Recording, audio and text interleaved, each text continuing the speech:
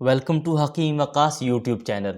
چہرے کی جھائیاں، جس کو چھائیاں بھی کہتے ہیں، یہ مرض زیادہ تر لڑکیوں، خواتین اور عورتوں کے چہرے پر رونما ہوتا ہے، لیکن لڑکے اور مرد بھی اس بیماری کا شکار ہوتے ہیں۔ آج کی اس ویڈیو میں ہم چہرے کی جھائیوں کی وجہ اور بہترین علاج ذکر کریں گے انشاءاللہ۔ جھائیاں ایسا مرض ہے کہ خوبصورت سے خوبصورت چہرے کو بھی روح سیاہ بنا دیتا ہے اور چہرے کی رونق اور خوبصورتی کو تباہ کر دیتا ہے۔ اگر وقت پر اس کا علاج نہ کیا جائے تو تمام عمر چہرے کی جھائیوں سے جان چھڑانا ناممکن سا بن جاتا ہے۔ اس لیے جیسے ہی چہرے پر ہلکے سے جھائیوں کے آثار ظاہر ہوں تو فوراً اپنے مرض کے مطابق علاج کی طرف متوجہ ہونا چاہیے۔ لڑکیوں اور لڑکوں کو چہرے سے چھائیوں کو چھپانے کے لیے بہت سی محنت اور تغدو کرنا پڑتی ہے، جس سے عارضی طور پر تو چھائیاں چھپ جاتی ہیں، لیکن چہرہ دھونے سے پھر رونما ہو جاتی ہیں۔ چہرے پر چھائیوں کا مرض 18 سال کی عمر سے زیادہ کا مرض ہے۔ 18 سال کی عمر تک لڑکے اور لڑکیاں کافی حد تک اس سے محفوظ رہتے ہیں۔ زیادہ تر چھائیاں 25 سال کی عمر سے 40 سال کی عمر تک مرد اور عورتوں کے چہرے کو بے رونق بناتی ہیں۔ اس مرض کے مختلف اسباب ہیں، جن میں بنیادی سبب مردوں میں جریان، احتلام کی کثرت، سیمن کا کثرت سے ضائع ہونا، اور عورتوں میں لیکوریا یا بہت زیادہ ویجینل فلوئڈ کا ویسٹ ہونا، اور جگر میں سوزش، معدے میں سوزش، معدے کا خراب رہنا، قبض رہنا، بھوک کم لگنا یا کھانا ہضم نہ ہونا، خون کی خرابی، خواتین میں فلوپین ٹیوب میں سوزش اور یوٹرس میں ورم ہونے کی وجہ سے بھی چہرے پر چھائیاں پڑ جاتی ہیں۔ چلیے اب جانتے ہیں کہ چہرے کے کس حصے پر کس وجہ سے یا بیماری سے چھائیاں پڑ سکتی ہیں، تاکہ اس کے مطابق علاج کرنا آسان ہو۔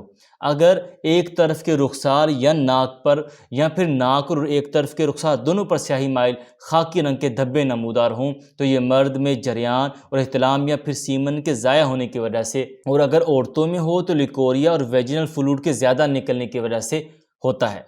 اگر دونوں رخسار پر چھائیاں ہیں تو یوٹرس اور فلوپین ٹیوب میں سوزش اور ورم کی وجہ سے ایسا ہوتا ہے، جو کہ پیریڈز یعنی ماہواری کے آنے سے چند روز قبل رخسار پر پڑی چھائیاں گہری اور واضح ہو جاتی ہیں، اور ماہواری کے ختم ہونے سے 5-7 دن بعد چہرے کی جھائیاں پھیکی اور ہلکی پڑ جاتی ہیں۔ اگر جگر کی سوزش کی وجہ سے ہو تو ماتھے اور بازو پر بھی سیاہیوں کے دھبے پڑ جاتے ہیں۔ ان کی ایک خاص علامت اور بھی ہے کہ ہاتھ پاؤں سے آگ نکلتی ہوئی محسوس ہوتی ہے۔ بعض اوقات یہ آگ نما جلن اس حد تک بڑھ جاتی ہے کہ سردیوں کے دنوں میں بھی پاؤں بلینکٹ سے باہر رکھنے پڑتے ہیں۔